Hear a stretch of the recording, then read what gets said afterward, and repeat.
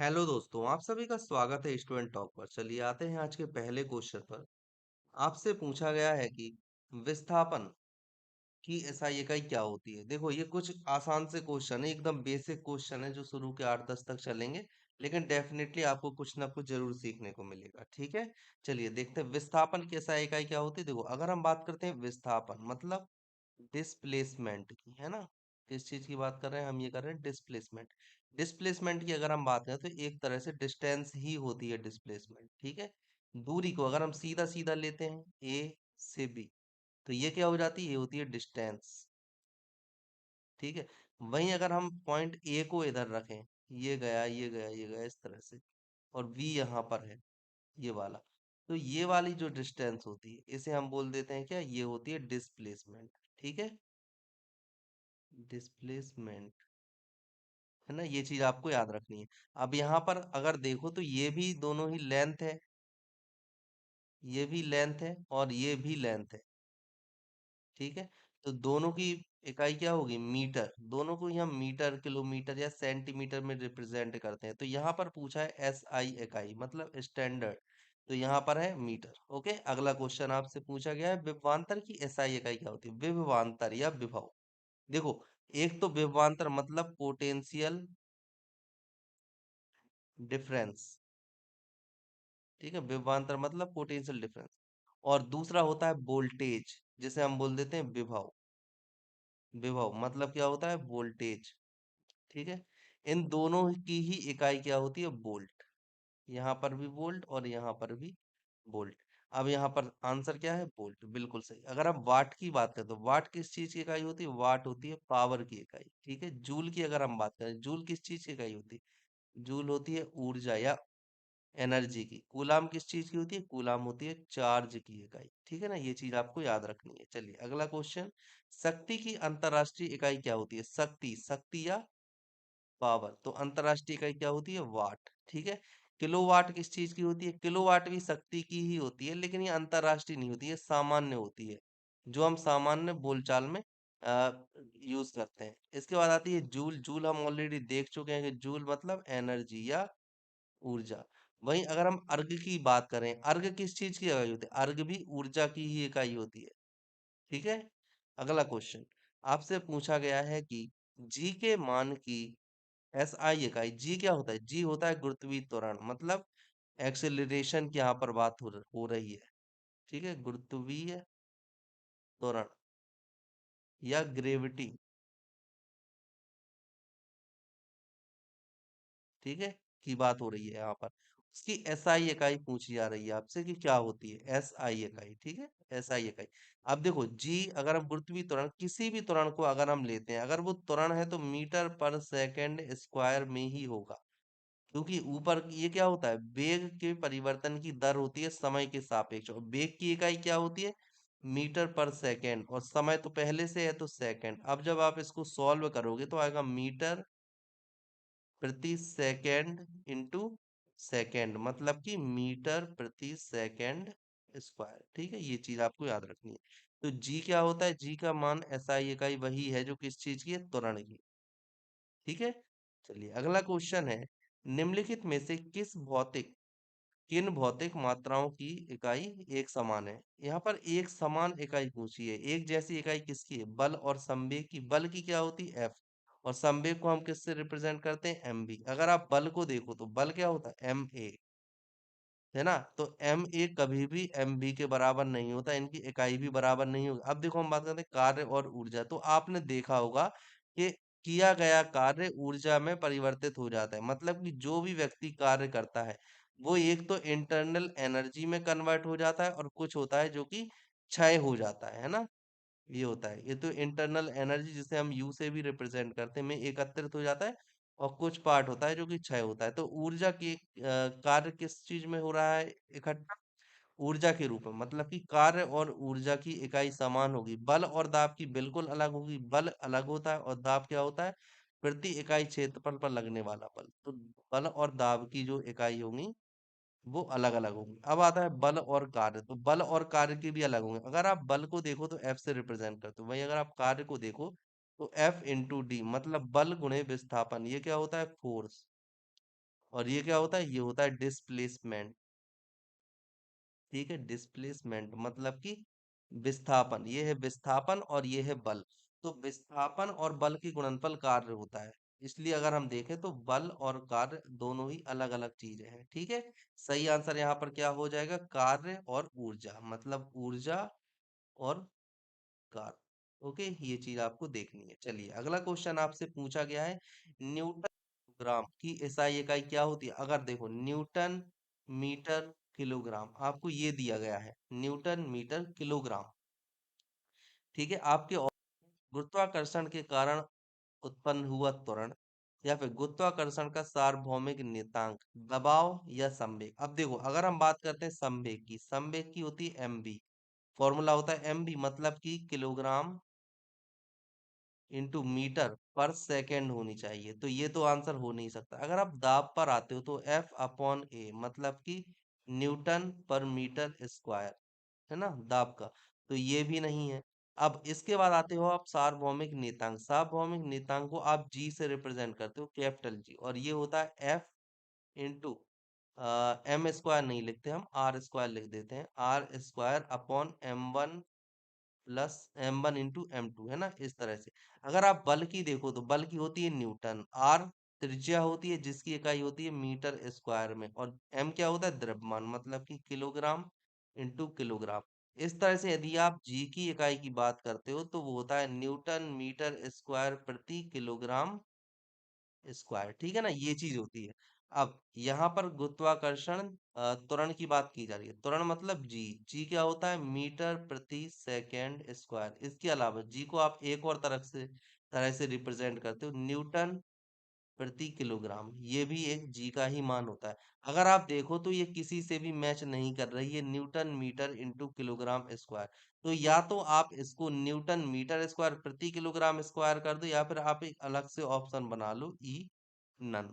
ठीक है, तो सही आंसर क्या हो जाएगा, नन। ओके, अगला क्वेश्चन, प्रतिरोधकता की इकाई क्या होती है। अब देखो प्रतिरोधकता क्या होती है, सबसे पहले ये अच्छा, इसमें एक चीज और देखो एडिशनल है कि जी की वैल्यू भी आप याद कर लेना, कई बार एग्जाम में पूछ लिया जाता है डी जी की डायरेक्ट वैल्यू।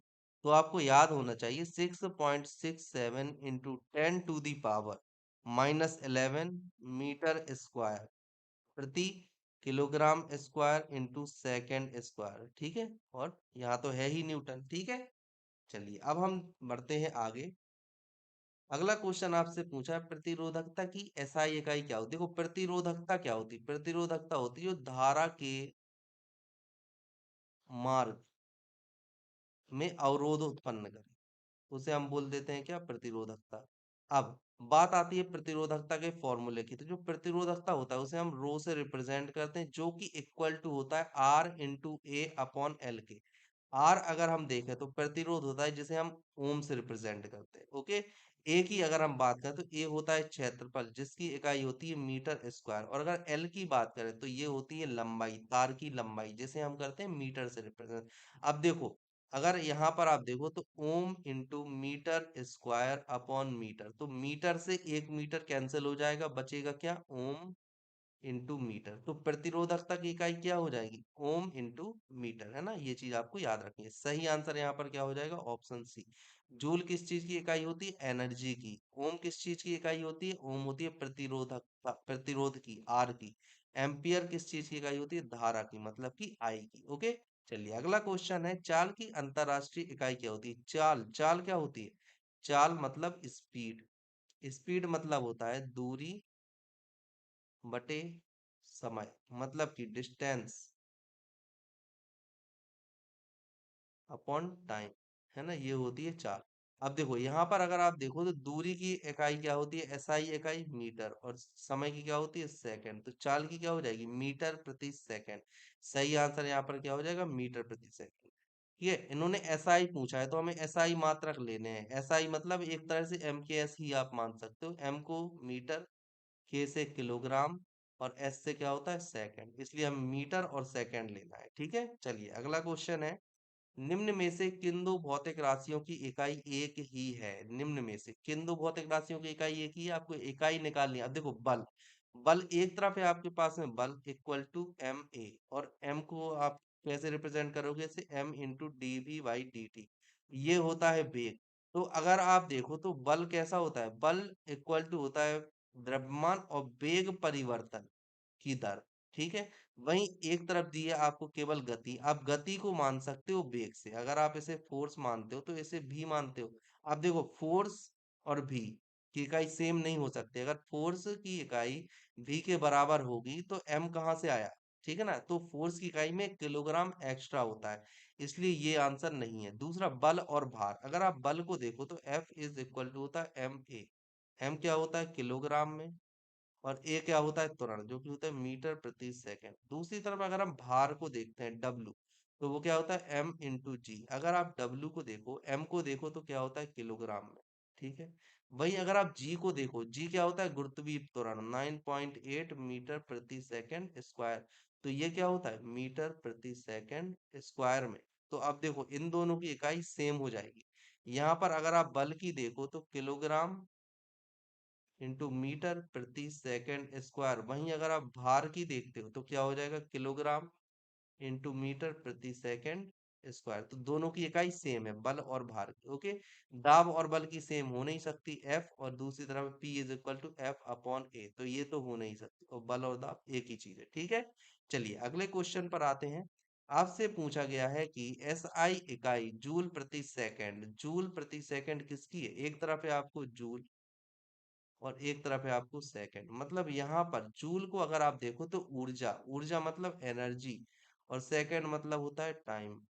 और अगर आप एनर्जी को देखो तो कार्य ही एनर्जी होती है, मतलब कार्य का फॉर्म एनर्जी होता है, मतलब कि डब्ल्यू अपॉन टी, ये क्या होता है, ये वर्क को डिनोट करता है। ठीक है।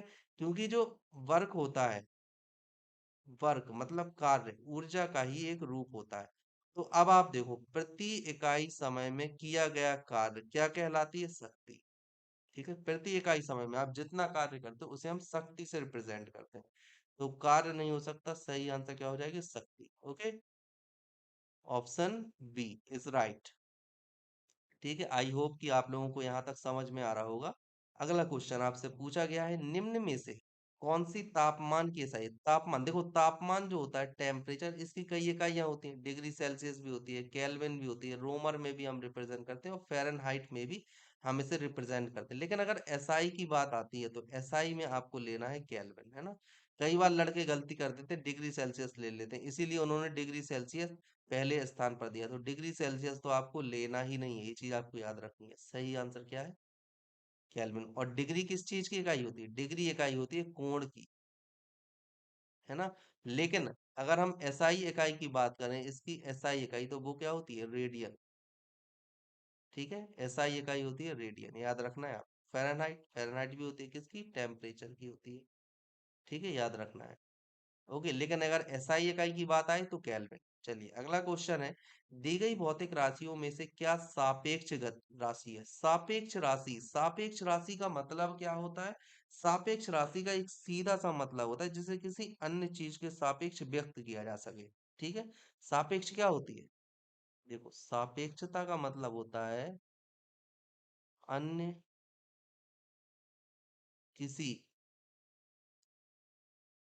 चीज के सापेक्ष व्यक्त करना, इसे हम क्या बोल देते हैं, इसे हम बोल देते हैं सापेक्षता। अब आपसे पूछा गया है सापेक्ष राशि, तो ऐसी राशि जो किसी अन्य राशि के रूप में व्यक्त की जा सकती है। अगर, और यहाँ पर आपसे पूछा नहीं है, अगर आप त्वरण को देखो, है ना, यदि आप त्वरण को देखते हैं तो त्वरण को आप व्यक्त कर सकते हो, किस चीज में आप व्यक्त कर सकते हो, डीवी अपॉन डी, मतलब कि ये एक सापेक्ष राशि है। वहीं अगर आप वेग को देखो तो वेग को आप कैसे रिप्रेजेंट करते हो, वेग को आप रिप्रेजेंट करते हो मीटर प्रति सेकंड में, समय के सापेक्ष, है ना। विस्थापन परिवर्तन की दर होती है, मतलब कि dx अपॉन dt, आप ऐसा बोल सकते हो। ये क्या होता है, ये होता है विस्थापन परिवर्तन, विस्थापन परिवर्तन की दर। और ये क्या होती है, ये होती है वेग परिवर्तन दर, वेग वेग परिवर्तन की दर। वहीं अगर आप समय को देखो तो समय को आप किसी के भी सापेक्ष नहीं लिखते, इसे केवल समय मतलब टाइम, और इकाई होती है सेकंड, आप इसको किसी के भी सापेक्ष नहीं लिखते। और अगर आप दूरी देखो तो दूरी आप लेते हो, दूरी आप दो बिंदुओं के बीच की डिस्टेंस लेते हो। जब दो गतिमान वस्तुएं होती हैं तो उनके बीच की दूरी, अगर आप देखो एक ट्रेन है, ट्रेन वन, ठीक है, और यहाँ पर दूसरी ट्रेन है, ट्रेन टू। अब अगर इनकी आप देखो, अगर इनकी गति देखो, अगर एक दूसरे के पास जा रहे हो तो क्या होता है, दूरी कम हो जाती है। अब अगर दूसरी कंडीशन में आप देखो, ये रहा, ठीक है, दूसरी कंडीशन है ये। अब ये जो ये दोनों एक दूसरे के विपरीत अवस्था में जा रही, मतलब विपरीत दिशा में जा रही है, तो ऐसी कंडीशन में आप देखोगे क्या, दूरी ज्यादा है, मतलब दूरी बढ़ गई है। ए थी और ये बी थी, कहीं ट्रेन है दोनों, ठीक है, तो यहाँ पर दूरी बढ़ गई है। इस वजह से आप बोल सकते हो कि दूरी भी एक सापेक्ष राशि है। तो सही आंसर यहाँ पर क्या हो जाएगा, समय। ठीक है, चलिए अगला क्वेश्चन देखते हैं। निम्न में से किस युग्म की इकाइयां समान नहीं है? इकाइयों को आपको देखना है जो कि समान नहीं है। अगर आप बल की देखो तो बल की होती है न्यूटन, दाब की देखो तो न्यूटन पर मीटर स्क्वायर, ठीक है। कार्य की अगर आप देखते हो तो कार्य की क्या होती है, कार्य को आप नॉर्मल रिप्रेजेंट करते हो न्यूटन इंटू मीटर में, ठीक है। ऊर्जा, कार्य ही ऊर्जा का एक रूप होता है, जिसे कि आप जूल से रिप्रेजेंट करते हो, और दोनों ही एक ही है, मतलब कार्य ऊर्जा का ही रूप है। अगर आप एनर्जी को देखो तो एनर्जी को ऊर्जा में, सॉरी, एनर्जी को कार्य में और कार्य को ऊर्जा में परिवर्तित कर सकते हो। ऊष्मागतिकी का नियम है ये। ऊष्मागतिकी का प्रथम नियम क्या है, किसी भी पदार्थ पर किया गया कार्य उस पदार्थ की इंटरनल एनर्जी में और कुछ क्षय एनर्जी में शो होती है। मतलब कि अगर किसी वस्तु पर आप कोई कार्य कर रहे हो तो उसका कार्य जो होता है, ये होती है इंटरनल एनर्जी। किया गया कार्य इंटरनल एनर्जी के रूप में एकत्रित हो जाता है, और कुछ कार्य जो होता है क्षय हो जाता है। ठीक है ना, तो कार्य और ऊर्जा एक ही है। दूसरा, चाल और बेग, बिल्कुल मीटर पर सेकंड, और बेग में भी मीटर पर सेकंड। वो बात अलग है कि जब हम चाल को लेते हैं तो डिस्टेंस लेते हैं, और बेग को लेते हैं तो डिस्प्लेसमेंट लेते हैं, ठीक है। दूरी और विस्थापन दोनों ही मीटर होती है ना, मीटर। तो सही आंसर यहाँ पर क्या हो जाएगा, ए, क्योंकि उन्होंने पूछा नहीं है। ओके, अगला क्वेश्चन। इनमें से कौन सा एसआई इकाई में मोल का प्रतीक है? एसआई इकाई में मोल, एसआई इकाई में देखना है मोल का प्रतीक कौन सा है। ग्राम, जी, जी से क्या होता है, जी से होता है ग्राम। केजी से क्या होता है, किलोग्राम, ठीक है। एमजी से क्या होता है, एमजी से होता है मिलीग्राम। अब देखो मोल, मोल क्या होता है, मोल होता है। ओके, सही। अब अगला क्वेश्चन है, विद्युत ऊर्जा व्यक्त का वाणिज्यिक मात्रक कौन सा है? वाणिज्यिक मात्रा मतलब व्यवसायिक मात्रक, व्यवसायिक मात्रक, विद्युत ऊर्जा व्यय का व्यवसायिक मात्रक क्या होता है, व्यवसायिक मात्रक होता है यूनिट, ठीक है। एक यूनिट, दो यूनिट, तीन यूनिट, आप पढ़ते हैं ना अपने मीटर में। तो अब यूनिट क्या होता है, यूनिट मतलब होता है किलो वाट आवर इंटू,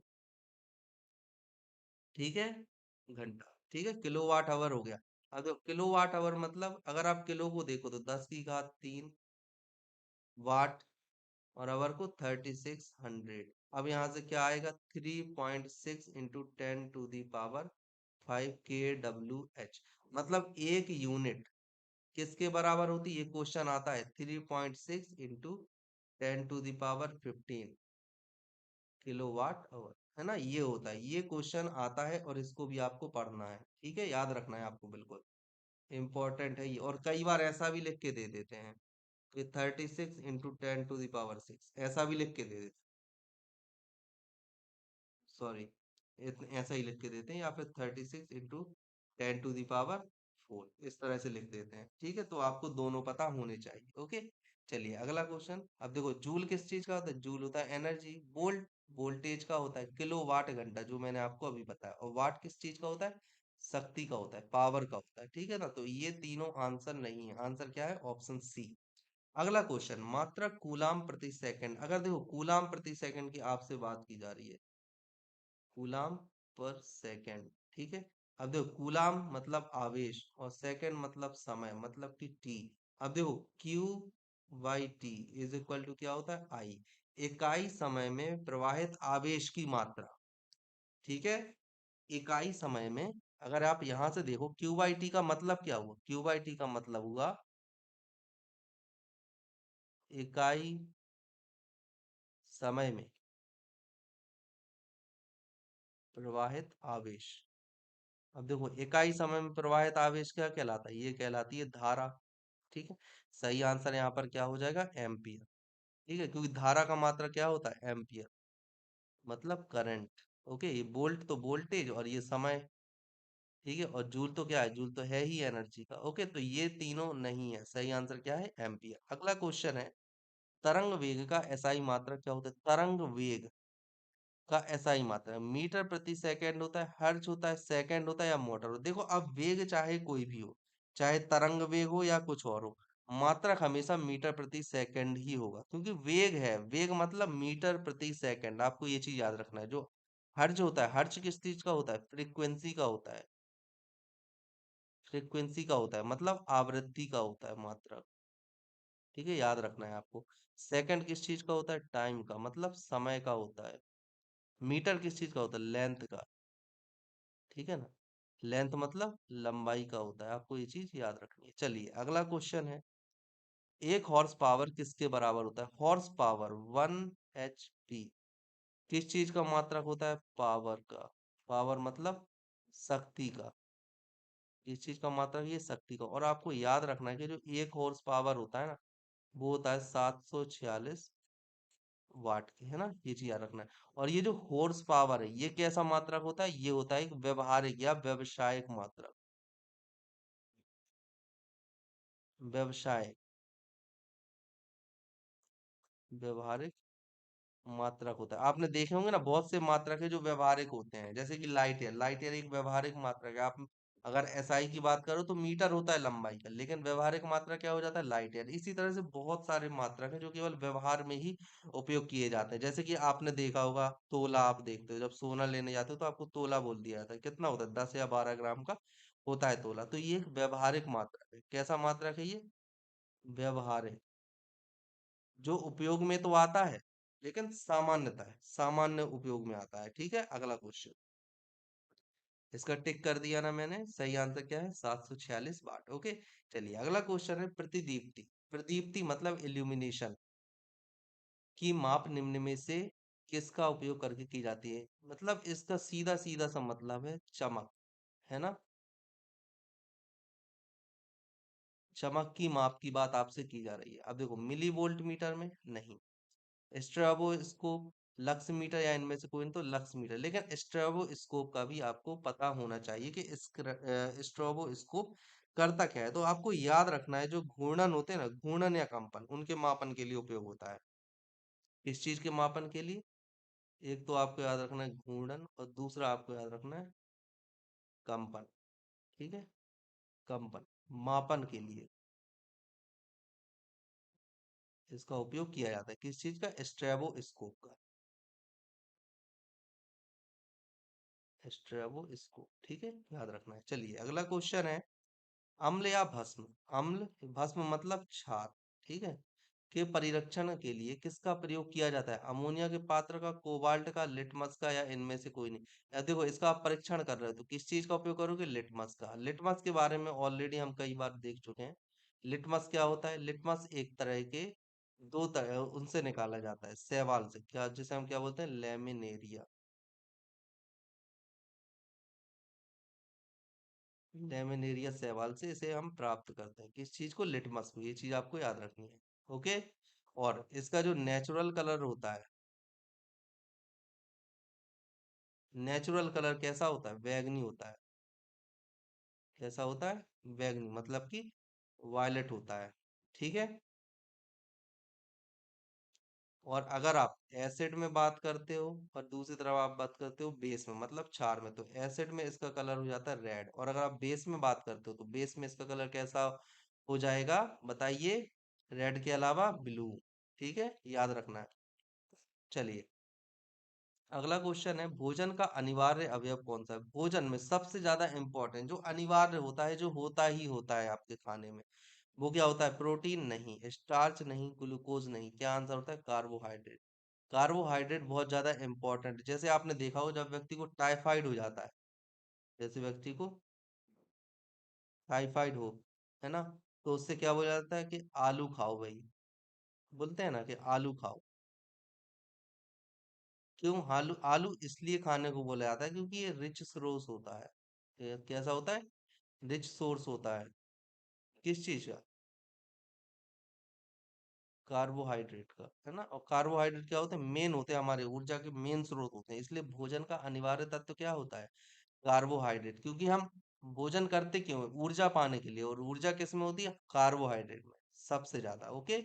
चलिए अगला क्वेश्चन है, निम्नलिखित में से कौन सा पदार्थ मानव शरीर में ईंधन का कार्य करता है? मानव शरीर में ईंधन, ईंधन मतलब जो आपको फ्यूल की तरह कार्य करे, आपको ऊर्जा दे। क्या दे? ऊर्जा, एनर्जी दे। जो आपको एनर्जी देता है वो कौन होता है? विटामिन क्या एनर्जी देते हैं? नहीं। जल नहीं। प्रोटीन नहीं। सही आंसर क्या है?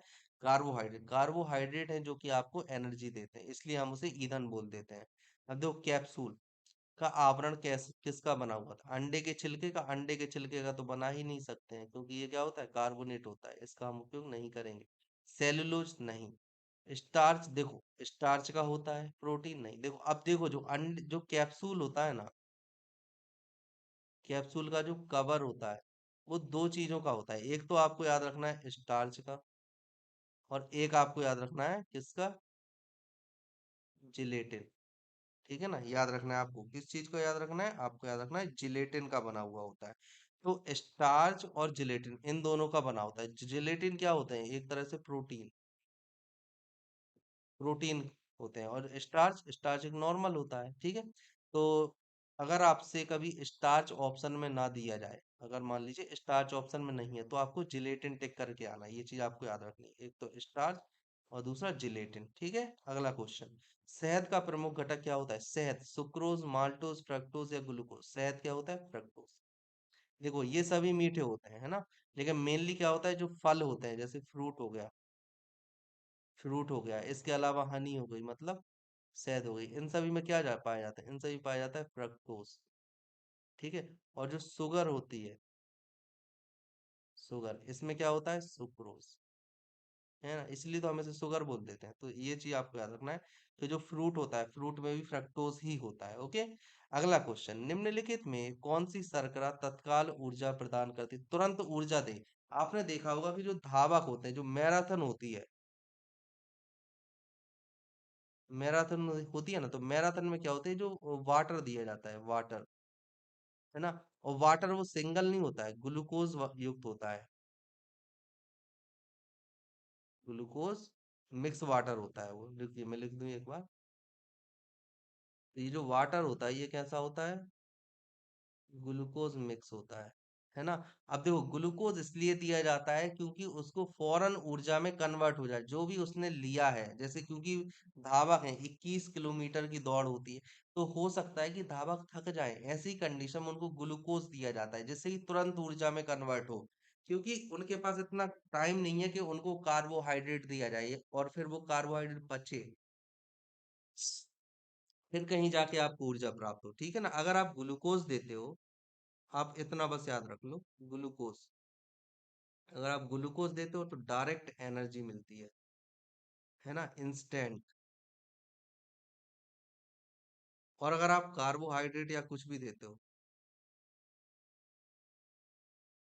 कार्बोहाइड्रेट से भी एनर्जी मिलेगी, नो डाउट, पर नॉट इंटेंस, नॉट इंस्टेंट, है ना। कुछ टाइम बाद मिलेगी। और धावक क्या है? धावक तो दौड़ रहा है ना, उसे तुरंत चाहिए एनर्जी, ऐसी कोई चीज खिलानी है जो तुरंत हजम हो जाए और उसे एनर्जी दे। अब जो ये होता है कार्बोहाइड्रेट, पहले पचता है, ठीक है ना, फिर कहीं जाके एनर्जी देगा। तो इसलिए कार्बोहाइड्रेट नहीं दिया जाता, दिया जाता क्या है? ग्लूकोज। तो सही आंसर यहाँ पर क्या हो जाएगा? ऑप्शन सी, ग्लूकोज दिया जाता है। ठीक है। तो आई होप आज का लेक्चर आपको पसंद आया होगा। तो मिलते हैं कल के लेक्चर में। अगर आपको आज पसंद आया हो तो प्लीज चैनल को सब्सक्राइब कर दीजिएगा और लेक्चर को अपने दोस्तों के साथ जरूर शेयर कीजिएगा। Thank you.